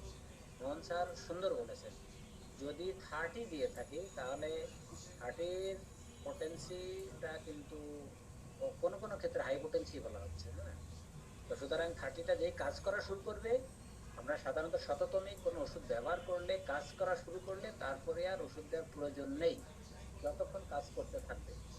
আর সহস্রতমিকে আমরা পরে ব্যবহার করতে পারি রোগীর অবস্থার প্রেক্ষিতে, এবং তাতে করে খুব একটা অ্যাগ্রাভেশন হয় না, আমরা দেখেছি, বা বাধাও তেমন একটা পড়ে না সহস্রতমিকের ক্ষেত্রে, অর্থাৎ 50 মিলিসিমেল ব্যবহার। অর্থাৎ স্যার যেমন বলেন মোহন স্যার, তারপরে আর এক ডোজ দিতে পারি, অথবা বললাম ঠিক আছে রাত্রি দেখবেন কি অবস্থা, যদি ক্লিয়ার না হয় সকালে আর এক ডোজ আপনি খেয়ে নেবেন, তবে আগামীকাল ওষুধ খাওয়ার আগে আপনি আমাকে ফোন দেবেন। আমি সাধারণত এরকম যে কোনো অ্যাকুইটে বলি, নেক্সট মেডিসিন বা সরি নেক্সট পোটেন্সি যাই বলি না কেন, আমাকে ফোন দিয়ে আমাকে জানিয়ে তারপর খাবেন। জি আব্দুল হামিদ স্যার। আপনি যেটা বলছেন ওইটাই, যে প্রয়োজনে সময় গ্যাপ দিয়ে তারপর সার্বক্ষণিক যোগাযোগ নেই, মানে যদি থ্যাংক ইউ স্যার। এবার আরোগ্যের প্রতিবন্ধকতা। স্যার জি বলেন। আর সুস্থ হলেই বন্ধ করে কি বলবো স্যার, মানে সুস্থ হলে তো একজন আগে আবারটা বলে নি, সুস্থ হলে তো আবার অবশ্যই বন্ধ করে দিতে হবে। সুস্থ মানে যদি আমরা, তাহলে আপনি আরেকবার বলি ম্যাডাম, ভালো করে এটা মাথায় নিতে হবে। যদি সেন্টিসিমেল ইউজ করি, অর্থাৎ শততমিক ইউজ করি, 30 যদি ইউজ করে থাকি, 200 ইউজ করে থাকি, যখন থেকে রোগীর ভালো লাগা শুরু হবে, উন্নতি হওয়া শুরু হবে, ইমপ্রুভমেন্ট হবে, তখন থেকে ওষুধ বন্ধ হয়ে যাবে। আর যদি সহস্রতনিক ব্যবহার করি তাহলে 2-1টা মাত্রা, মানে 2-1 বার আর একবার খাওয়া খেতে দেওয়া যেতে পারে। ক্লিয়ার কিনা এবার? ওকে। স্যার, আমি একটু বলতে চাচ্ছি স্যার, মানে শতশ্রমিকের ক্ষেত্রে যখন ভালো লাগবে তখন কেন আমরা বন্ধ করে দিব, এটা আর নিয়ম। সহস্রতমিকের এটা ক্ষেত্রে নিয়ম যখন হচ্ছে, মানে ভালো হবে এই জন্য ম্যাডাম তখন কেন? আমি বলি ম্যাডাম, এই জন্য ম্যাডাম আমাদের অর্গানন করতে হবে, হ্যাঁ। অর্গানন করতে হবে, অর্গানন না করলে তো অর্গানন না করে এই ধরনের বিষয়গুলো সম্পর্কে আসলে ডিপে যাওয়া মুশকিল। এটা হানিম্যান স্যার বলে দিয়েছেন, তাই আর অভিজ্ঞতার আলোকে এগুলো সব আচ্ছা। মাত্রা প্রয়োগের সময়, এটা বলছে আরোগ্যের প্রতিবন্ধকতা, খুবই ইম্পর্টেন্ট একটা ব্যাপার। আমরা কিন্তু অনেক সময় আরোগ্যের প্রতিবন্ধকতা হিসাব করি না, ঠিক আছে। আজকেই আমি একজনকে সে হচ্ছে সারা বাংলাদেশের পোলার আইসক্রিমের NSM, national sales manager, polar ice cream. তো ও আমার একেবারেই নিকটতম বন্ধু, বুজুম ফ্রেন্ড। যাই হোক ঢাকা থেকে এসছে। তো ও আমাকে ওর একটা ইন্টারনাল কথা বললো। আমি বললাম যে তুমি NSM মানে বোঝো, ন্যাশনাল সেলস ম্যানেজার, তোমার স্ট্রেস কোন পর্যায়ে তুমি বোঝো, এই জন্য তো তোমার ইন্টারকোর্সে এই প্রবলেমটা হচ্ছে। তো আমাকে বললো এই সমস্যা। তো আমি বললাম যে তোমার স্ট্রেস যেই লেভেলে আছে, স্ট্রেস যদি না কমাও তুমি ওষুধ খেয়ে কোনো লাভ হবে না। তা উদাহরণ যখন বললো আমি যখন মানে 3 or 4 ডেজের জন্য কক্সবাজারে বেড়াতে গিয়েছিল ফ্যামিলি সহ, সেই সময় সে ওকে ছিল। আবার যখন বাড়িতে আসতেছে, সকালে বের হচ্ছে, ওর গাড়িতে জার্নি করার আগে অনেক বেশি, সেই সাথে ও ফোন রিসিভ শুরু করে, ওর আমি একটা পরামর্শ দিয়ে দিয়েছি যে ওর যে মেন্টাল স্ট্রেসটা যদি না কমায় তাহলে এটা ডেভেলপ হবে না। আচ্ছা, তারপর এজের একটা ফ্যাক্টর আছে, এজও একটা ফ্যাক্টর। তারপরে আপনি কোথায় চাকরি করেন, কোন পরিবেশে থাকেন, আপনি কি ডাস্টের ভিতরে থাকেন, আপনি কি পেট্রোলিয়াম এরিয়াতে থাকেন, নাকি কোল মাইন এরিয়ায় থাকেন, সব কিছু কিন্তু ডিপেন্ড করবে। এগুলো কিন্তু প্রতিবন্ধক। আপনি কি স্মোকিং বেশি করেন, আপনি কি ওয়াইন বেশি নেন, বেশি খান, বা অথবা বাংলা ভাত খান, অথবা আপনি কি পর্ন ভিডিও দেখেন, আপনি কি হচ্ছে বেশি মোবাইলে সময় দেন, আপনি কি ল্যাপটপে বেশি সময় দেন, নাকি আপনি কোনো গ্রিফের ভিতরে আছেন, না আপনার কোনো অন্য পারিবারিক সমস্যার ভিতরে আছেন, নাকি আপনার দাম্পত্য কলহ হয়েছে, নাকি আপনি ওষুধ খাচ্ছেন কিন্তু শত শত মাইল জার্নি করে যাচ্ছেন, কোনো রেস্ট নিচ্ছেন না, এই অবস্থায় আছেন, নাকি আপনি একজন সেলস অফিসার হিসাবে আপনি প্রত্যেক দিন আপনার টার্গেট ফিল আপ করতে হয়, এটাও একটা ফ্যাক্টর। তো এরকম অনেক প্রতিবন্ধকতা আছে, এই প্রতিবন্ধকতাগুলো আমাদের চিহ্নিত করতে হবে। আমি এই বিষয়টা, জি স্যার প্লিজ। মাত্রার ব্যাপার একটু কথা বলতে চাই স্যার। অনেক সিনিয়র ডক্টরের কাছে দেখছি স্যার, ক্রনিক রোগের ক্ষেত্রে 2-3টে বোতল ওষুধ দিল, বা 1 দিল, 2 দিল, 3 দিল, সশ্রতরঙ্কের কথা বলছি স্যার আমি, বা 3টে পাওয়ার একসাথে দিয়ে দিল, একটার পর একটা, একটার পর একটা, একটার পর একটা কন্টিনিউ করার জন্য। স্যার স্যার তবে সাধারণত দেখবেন স্যার, ওনাদের তো আসলে অভিজ্ঞতা অনেক বেশি, যার কারণে স্যার ওনারা ওই রোগী এবং রোগী পর্যবেক্ষণ করে সেই প্রেডিকশন করেই দেন, ওনাদের প্রগনোসিস ক্যাপাবিলিটিটা মূলত বেশি, যার কারণে দেখবেন আমাদের যদি, জি স্যার প্লিজ প্রেডিকশনের ব্যাপারটা ঠিক আছে স্যার, কিন্তু দেখা যাচ্ছে ওই রোগী পরবর্তীতে রিপোর্ট করা করতেছে একটা বোতল খেয়ে সে ভালো, কিন্তু ডাক্তার বলবে কন্টিনিউ করো। স্যার রোগীটা যদি যদি ক্রনিক হয়, ঠিক আছে স্যার, তাহলে কন্টিনিউ করা অবশ্যই প্রয়োজন আছে। আর অ্যাকুইটের ক্ষেত্রে আমি মনে করি প্রয়োজন, আমি মানে বেশিরভাগ ডাক্তার একই কথা বলবেন যে প্রয়োজনটা তার কম। অ্যাকুইট ক্ষেত্রে তো রোগী ভালো হয়ে গেলে তার ওষুধ তার প্রয়োজন নেই, তবে অ্যাকুইট ক্রনিকের পার্থক্যটা জানতে হবে। স্যার এই যে স্যার আমরা গত কয়েকদিন স্যারই বলছিলেন যে একটা রোগীকে উনি ন্যাট্রামিয়ার 2 দিয়েছেন, 0/2 দিয়েছেন প্রতিদিন খাইতে, তারপরে উনি দিয়ে দিয়েছেন যে 3 দিয়েছেন একদিন পর একদিন খাইতে।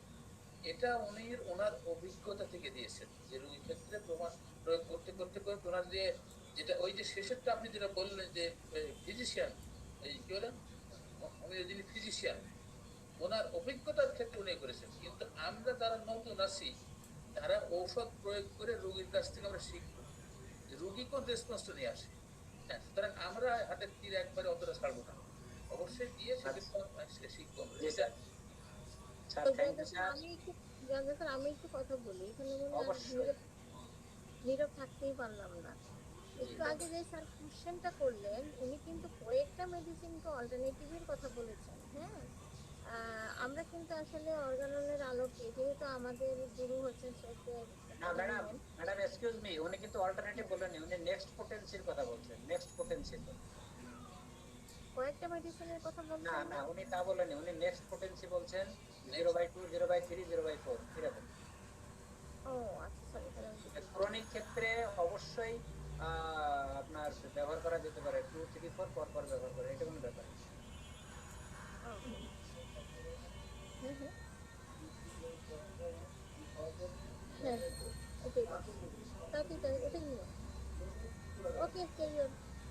ওকে কাজী স্যার, এই যে আপনি যে হাইডিং টেন্ডেন্সি হাইসোমিয়াসের রোগী, এগুলো বলে হবে না তো ম্যাডাম? না না, আমি চিন্তা করি এই যে এত জ্ঞানী লোকের সামনে কথা না বলাই ভালো, আগে নিজে জানি তারপরে কথা বলি। তার লজ্জা পেলাম, আমি লাল হয়ে গিয়েছিল এই স্লাইডে, মানে হচ্ছে যে নিজের মূর্খতাকে ঢাকার জন্য চুপ থাকা। না স্যার ইনশাল্লাহ আপনিও ডাক্তার লিখতে পারবেন না, আমিও পারবো না, অসুবিধা আছে স্যার। পাথরে আগুন থাকে এটা দেখা যায় না, পাথরে হাত দিলেও কিন্তু সেটা পড়বে না, কিন্তু যখন ঘর্ষণ খাবে তখন সেখান থেকে আগুন পাই যাবে। দারুণ দারুণ স্যার, এই যে স্যার যে কথাটি বললেন এটাই হচ্ছে দর্শন। যে প্রথমেই আমি প্রথম স্লাইডটা আমি যাই, আবার যাই, এই যে নৈতিক দর্শন যেটা স্যার যেটা বলেন, আব্দুল হান্নান স্যার, এই কথাটার সাথে এই ওয়ার্ডটার ব্যাপক একটা সম্পর্ক আছে, কারণ এটা বুঝে নিতে হবে। আচ্ছা স্যার, তাহলে এটাই আসি, রাত হয়ে গিয়েছে, আপনাদের হলে আমি আর কন্টিনিউ করবো না, আপনারা যেভাবে বলবেন সেভাবে যাবো। এরপর আসি রোগী ব্যবস্থাপনা। জি বলেন বলেন বলেন বলেন। কোনটা বললে ভালো হতো স্যার, আরোগ্যের প্রতিবন্ধকতা? যেটা বলছেন প্রতিবন্ধক। আরোগ্যের প্রতিবন্ধকতা, আচ্ছা ঠিক আছে। এটা আরোগ্যের প্রতিবন্ধকতা মানে বাধা, অবস্টাকল, কোন প্রকার বাধা বলতে কি, তার স্ট্রেস একটা বাধা থাকতে পারে, তার পারিবারিক সমস্যা একটা বাধা থাকতে পারে, তার টেনশনে একটা বাধা থাকতে পারে, স্মোকিং করে একটা বাধা থাকতে পারে, সামাজিক ভাবে হেয় প্রতিপন্ন হয়েছে একটা বাধা, এই ধরনের একটা ব্যাপার হতে পারে হঠাৎ করে, এই ধরনের নানান প্রকার বিষয় থাকতে পারে। এটা আস্তে আস্তে ইনশাল্লাহ আপনি আরো জেনে যাবেন ইনশাল্লাহ, এতটুকু জানলেই আপাতত যথেষ্ট। তারপরে রোগী ব্যবস্থাপনা। এখন এই আপার মাথা ব্যথা হচ্ছে, আর এই আপার মাথা ব্যথা হচ্ছে, আর ওনার হাজবেন্ডে জুড়ে I am a disco dancer বাইরে দুলোকে জুড়ে ফাড়ে বলে, এই হলো বাধা।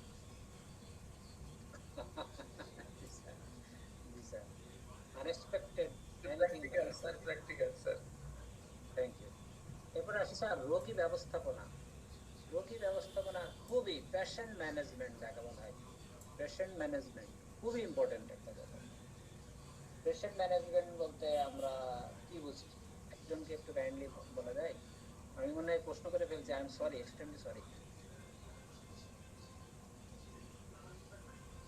Sir, please. ম্যানেজমেন্ট হবে যে জি স্যার বলেন, একজন প্রবীণ ব্যক্তি বললে স্যার বলেন। রোগীর চেম্বারের পর থেকে বের হওয়া পর্যন্ত তার সঙ্গে কথা বলা, কেস টেকিং করা, তাকে বোঝানো, এই টোটাল ব্যাপারটা আছে, এটা হচ্ছে ব্যবস্থাপনা। জি স্যার। স্যার তাহলে একটু সম্পূরক কোশ্চেন করি স্যার। জি স্যার, স্যার যিনি স্যার বলছিলেন প্লিজ আপনি একটু বলেন। বলছিলেন যে ওই কামরুল স্যার যেটা বললেন, তারপরে তার ব্যবস্থাপনা দেওয়ার পরে তার আরোগ্য পথে যে সমস্ত অন্তরায়গুলো, তার লাইফ স্টাইল সম্পর্কে আমাকে জেনে নিয়ে, ইভেন তার যে তিনি কিভাবে মানে দাঁত মাজেন, কখন মাজেন, আমার ওষুধের ক্রিয়াকালটা, আমার ওষুধের বৃদ্ধির সময়টা কখন, তার রোগের বৃদ্ধির সময় কখন, এগুলো সব কিছু মিলাইয়ে নিয়ে তারপরে তাকে কিছু নির্দেশনা দিতে হবে, তার খাদ্য সম্পর্কে নির্দেশনা, তার অভ্যাস সম্পর্কে নির্দেশনা দিয়ে তারপরে তাকে একটা স্বাভাবিক জীবনযাপনে অভ্যস্ত করার জন্য এটা আমরা একটা অ্যাডভাইস দিয়ে দেবো। এটাই স্যার আপনি ঠিক আছে স্যার, আমরা অনেক চেষ্টা করে একজন ফিজিশিয়ান হিসাবে মনে করেন পিকিউলার সিমটম নিয়ে তাকে একটা সিমিলিমাম মেডিসিন দিয়েছি, দেওয়ার পরে তাকে খেতে বলা হয়েছে সপ্তাহে ওয়ান আফটার অ্যানাদার, একদিন পর একদিন খাবে, ওয়ান ডে আফটার অ্যানাদার, একদিন পর একদিন খাবে। তো রোগী এসে 7 দিন পরে তাকে আসতে বলেছেন বা 15 দিন পরে আসতে বলেছেন, রোগী এসে বলল আপনার যে ওষুধ, এই ওষুধ তো কোনো কিছুই গন্ধ স্টক কিছুই পাই না, এই জন্য আমি প্রতিদিন খেয়েছি। এখন আমাকে বলতে হবে আপনার পেশেন্ট ম্যানেজমেন্ট ঠিক ছিল নাকি ছিল না? ছিল না। ঠিক ছিল না, গুড, ভেরি গুড। আপনি প্রথম প্রেসক্রিপশনে তার টোটালিটি বেস মেডিসিন দিলেন, দেওয়ার পরে আপনার মনে করেন মার্কস চলে আসলো মনে করেন। দ্বিতীয় প্রেসক্রিপশন যখন করতে গেলেন তখন প্রথম দিন যে সিমটম গুলো বলেছিল তার ভিতরে প্রমিনেন্ট 2টা সিমটম আমরা আপনার বলেছিল না, দ্বিতীয় প্রেসক্রিপশনে তখন নিলেন। তাহলে বলেন প্রথম দিন আপনার পেশেন্ট ম্যানেজমেন্ট ঠিক ছিল নাকি ছিল না?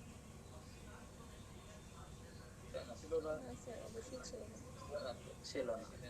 আমি একটা উদাহরণ দেই, আমার এই ফেইলারটা আমি বলি। আমি একজন ব্যক্তিকে ওই যে ডরসাল রিজিয়ন পায়ে, এখানে মানে পায়ের ফুটের পায়ের পাতার উপরের দিকে তার হচ্ছে ইয়ে আছে, ইরাপশন, স্কিন ইরাপশন আছে 2 পায়ে হাঁটুতে আছে।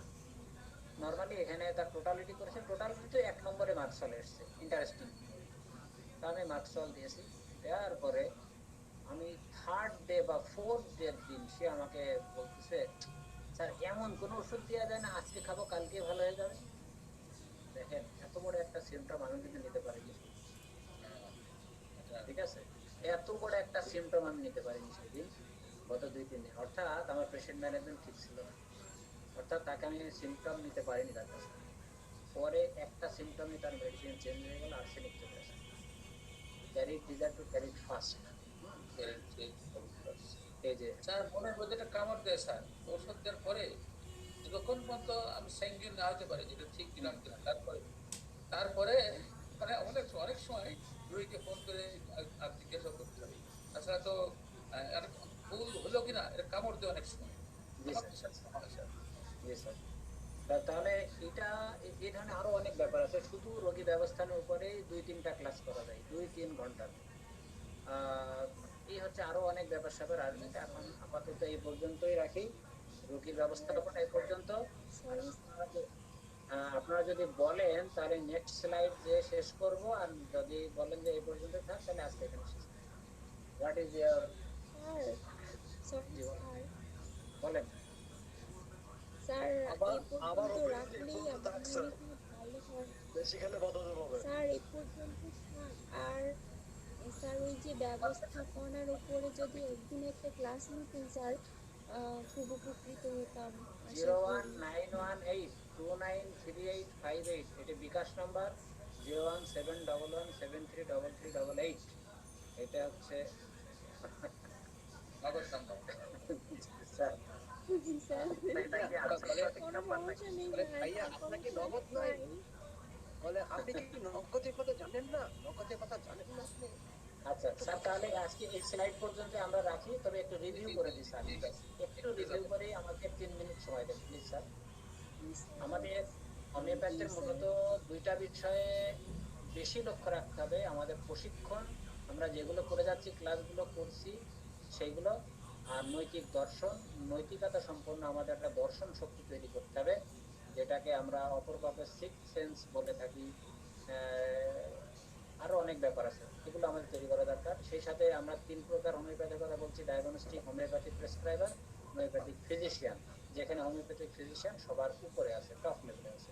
তারপরে আপনার হোমিওপ্যাথির কর্তব্য, প্রথম কর্তব্য হচ্ছে 1 নম্বর অর্গানাইজের সূত্র অনুযায়ী যে রোগীকে স্বাস্থ্যে ফিরিয়ে নিয়ে আসা, আর 105 নম্বর সূত্র অনুযায়ী হচ্ছে ওষুধ সম্পর্কে আমাদের জ্ঞান থাকতে হবে, ওষুধ নির্বাচন করা জানতে হবে।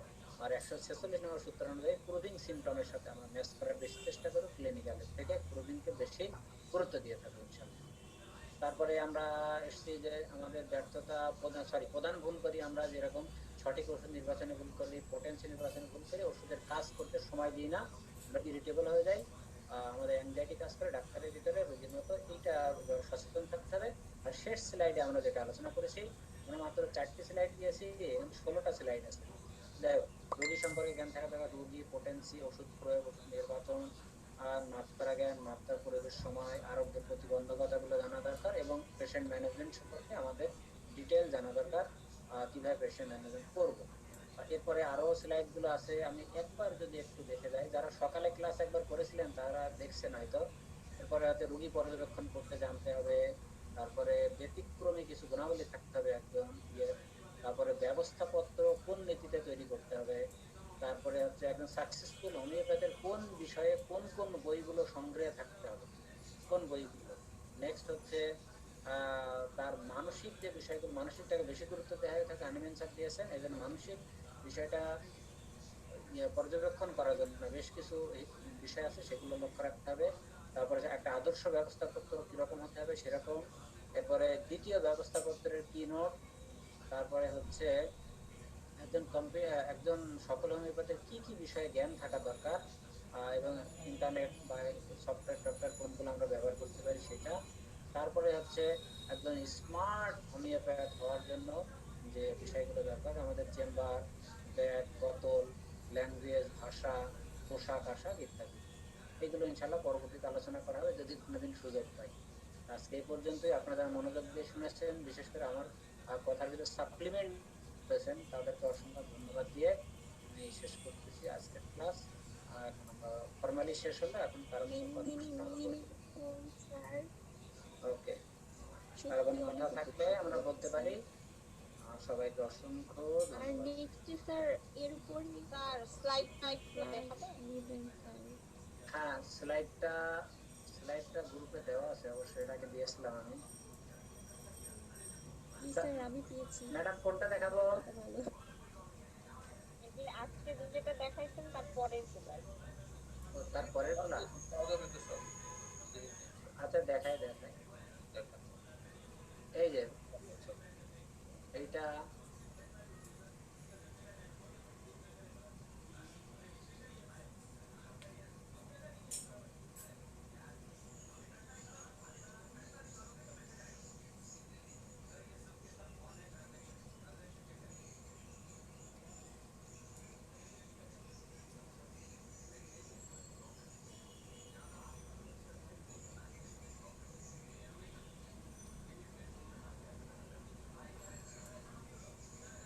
সবচেয়ে গুরুত্বপূর্ণ স্লাইড হচ্ছে এখন যেটা দেখাবো,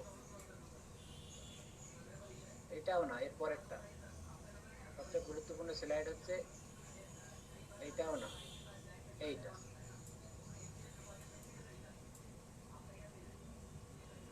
জি স্যার। এটা সবচেয়ে গুরুত্বপূর্ণ। জি স্যার। কারো কিছু থ্যাঙ্কস স্যার। ওকে, ওয়েলকাম। কারো কিছু বলার থাকলে নাহলে ফর্মালি আমাদের ক্লাস শেষ হয়েছে, আমরা শেষ করবো ইনশাআল্লাহ। স্যার আমি বলছিলাম যে এর উপরে নেক্সট আরো ক্লাস নেবেন হবে স্যার। ইনশাআল্লাহ জাস্ট ওয়েট এন্ড সি। ইনশাআল্লাহ যা হয়েছে একটু হজম করে নেন, ওই স্লাইডগুলো বারবার একটু দেখবেন। জি স্যার। গ্রামের এক লোক, গ্রামের এক 80 বছরের বুড়া লোক, তো তারে দেখার কেউ নাই, বুড়ি মারা গেছে, ছেলে মেয়ে বাইরে। এখন কি করবে 80 বছরের বুড়ারে? এখন সবাই বললো যে এক কাজ করে একটা যুবতী মেয়ে বিয়ে দাও, তাহলে একটু ঘর সংসার দিকে রাখতে পারবে। যুবতী মেয়ে দিছে বিয়া, কিন্তু পরের দিন দেখা গেছে বউ কাঁদতেছে, জামাই ময়রা পড়ে রয়েছে। এটি হলো ল 46 জায়গায় যে হাইকোর্ট দিতে হয়, যে জাকির কথা বলছিল, এই জাকির এরকম পটেন্সি বিদেশ মিলে উত্তর সঠিক হয়েছে স্যার, অ্যাবসলিউট।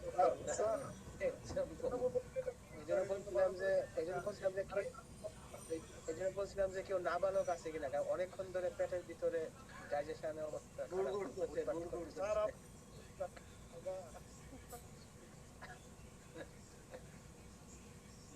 ঘুরতে স্যার। স্যার আসলে ইয়ে না পড়লেও, মানে শ্রীকৃষ্ণ কীর্তন না পড়লেও কাহিনীটা মনে হয় জানা আছে।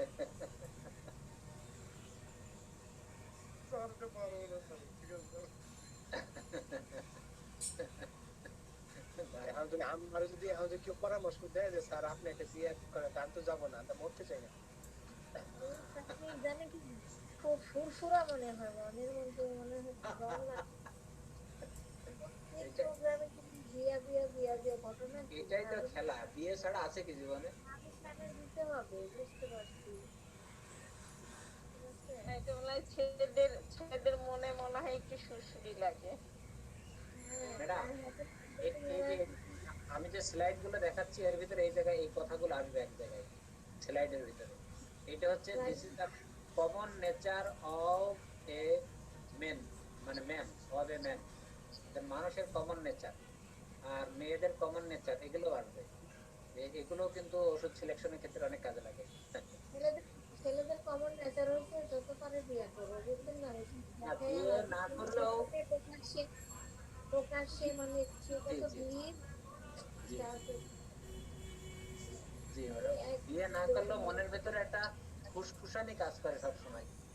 আর মেয়েরা ইচ্ছা করলেও বলতে পারে না সেই কথাগুলো, কারণ শরীয়তে নিষেধ আছে, তার জন্য মেয়েদের মন মরে গেছে। স্যার ওই যে আপনারা তো একটাই পেয়ে গেছেন, চারটা। এখানেও ব্যাখ্যা আছে, চারটা বললেই হবে না, কঠিন ব্যাপার, অনেক কঠিন। মনের মধ্যে একটু সুরসুরি দেয়। তিনটা করে ঝামেলা আসছে না, আরেকটা করলে তার ঝামেলা, এই জন্য আর যায় না। ওই আয়াতটা মহিবুল্লাহ খান ভুট্টো স্যার, ওই আয়াতটা আপনাকে পড়ার জন্য অনুরোধ করছি ব্যাখ্যা সহ, আপনি একটু দেখবেন স্যার। যদিও চারটের কথা বলা হয়েছে ওই আয়াতে, কিন্তু হাদিসও বলা হয়েছে ওই আয়াতের আগে পরে কিন্তু এতিমদের কথা বলা হয়েছে, এটা একটু মাথায় রাখবেন স্যার। এতিম মেয়েদের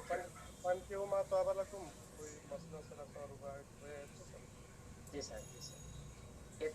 এতিমদের ক্ষেত্রেই কিন্তু যাই হোক, মানে বেশি প্রাধান্য পাবে বিষয়টা। সুতরাং এখানে আসলে আল্লাহ তাআলার ভাষা, তো আল্লাহ তাআলার ভাষা হজম করা বেশ ইয়ের ব্যাপার আছে। আর ওখানে আগে কিন্তু এতিমদের, যদিও এতিমদের ক্ষেত্রে খাস না ওইটা, আম, কিন্তু কমন, এটা কমন কথা, তবুও কিন্তু অবতারণা হয়েছে ওই জায়গা থেকে। আয়াতটা কি ফুল একটা স্যার এটা কোন সূরা জানো? সূরা কি নিসা? সূরা নিসা অথবা নূর হবে স্যার, সূরা নিসা অথবা নূর হওয়ার সম্ভাবনা বেশি। ওখানে বলা হচ্ছে যে ওই যে এতিম মেয়েদের ক্ষেত্রে, এতিম মেয়েদেরকে বিয়ে করতে বলছে। না না না না না না, তা বলিনি স্যার, মানে এতিম মেয়েদের কথা বলেছে তারপরে আয়াতে এসছে, কিন্তু এটা কমন, এটা স্যার ইয়ে জন্য আম সবার জন্য। মানে কি, মানে বিয়ে করতে এতিম মেয়েদেরকে প্রাধান্য দিতে হবে এটা? হ্যাঁ জি স্যার। আমরা তো এতিম মেয়েরই বিয়ে করছি, বাবা মরে গেছে তারপর বিয়ে করছি। মরার আগে না পরে? মরার পরেই বিয়ে করছি। সুবহানাল্লাহ, সুবহানাল্লাহ। তাহলে তো আপনি এতিমের যে বিয়ে করেছেন এজন্য তো আল্লাহ বাস্তবায়ন করছি। জি আলহামদুলিল্লাহ। না জানি অনেক এরকমই অনেক না জেনে অনেক অন্যায় করা হয়, অনেক ন্যায় করা হয়, সেগুলো আল্লাহ জি জি জি অবশ্যই। আমাকে মনে হয় জানেন আল্লাহ তাআলা কিয়ামতের দিন হিসাব করবেন আমাদের, আমরা যেরকম মনে করি এরকম না, কিন্তু সুপার কম্পিউটার হিসাব হবে, ন্যানো সেকেন্ডে হিসাব চলে আসবে সব। এগুলোর ডেফিনিশন কি? এগুলোর ডেফিনিশন কি আপনার এই যে অ্যাডাল্ট যারা স্বাবলম্বী হয়ে গেলে বাবা মা মারা যায় এদেরকে কি এতিম ধরবে? না না না না না, বাবা না থাকলে এতিম, মা না থাকলেও তাদেরকে এতিম বলে, বাবা মা না থাকলে তো অবশ্যই, মানে অভিভাবকহীন এতিম, মানে অভিভাবকহীন অনেকটা। স্যার এইটাই ব্যাখ্যা সবচেয়ে অভিভাবকহীন। ওই যে আগে তো এতিম যারা হতো তারা কিন্তু অপরের কাছে সম্পদ গচ্ছিত রাখতো, এই যে আবু জেহেলের কাছে সম্পদ রাখতো, ওই সম্পদ গুলোই ওরা দিত না, ঠিক মতো মেরে দিত। এই হচ্ছে ব্যাপার, ওখানে অনেক বড় ব্যাপার আছে। রাসূল সাল্লাল্লাহু আলাইহি ওয়াসাল্লাম যখন আবু জেহেলের কাছে গিয়ে, একজন অভিযোগ করেছে যে আবু জেহেল আমার সম্পদ ফেরত দিচ্ছে না, রাসূল সাল্লাল্লাহু আলাইহি ওয়াসাল্লাম বিষয়টা খুবই কষ্ট পেলেন, এতিম তো ছেলেটা, এবং তার সাথে করে নিয়ে গেলেন। নিয়ে যাওয়ার পর অনেক লোকজন আছে, আবু জেহেলকে বললো যে তুমি এর সম্পদটা দিয়ে দাও, খুব কঠোর ভাষায়, মানে কঠোর ভাবে দৃঢ় ভাবে বললেন। তখন উনি দিয়ে দিলেন, তো ঘরের ভিতরে জাস্ট দিয়ে নিয়ে চলে আসলেন। তখন বললেন যে মোহাম্মদ বললো আর তুমি দিয়ে দিলে? বলছে তোমরা তো শুধু মোহাম্মদকে দেখছো, আমি মোহাম্মদের সাথে অনেক কিছু দেখছি যাদের দিকে তাকানোর মতো ক্ষমতা আমার ছিল না, এর জন্য যত দ্রুত সম্ভব আমি ফেরত দিয়েছি। এখানে ব্যাপার আছে, বোঝার ব্যাপার আছে এখানে।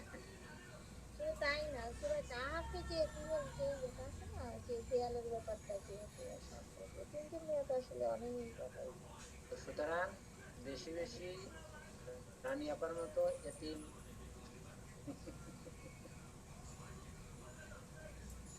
আলহামদুলিল্লাহ। তো সবাইকে অসংখ্য ধন্যবাদ।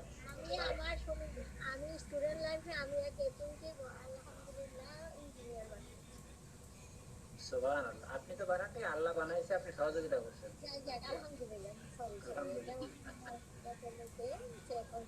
হ্যাঁ আলহামদুলিল্লাহ, না ঠিক আছে, এটাই কাজ ম্যাডাম। আমার সমস্ত ঈদ বকশিস গুলো তার কাছে যাইতো। সুবহানাল্লাহ, সুবহানাল্লাহ, মনে রাখছে আমাকে, মায়ের মতো রাখছে। সুবহানাল্লাহ, সুবহানাল্লাহ। কি ব্যাপার, দেখে বিয়ে করলে আরো ভালো। যেতে যাচ্ছে না কেন, এখন রয়ে গেছে। স্যার তাহলে আমি বিদায় নেই,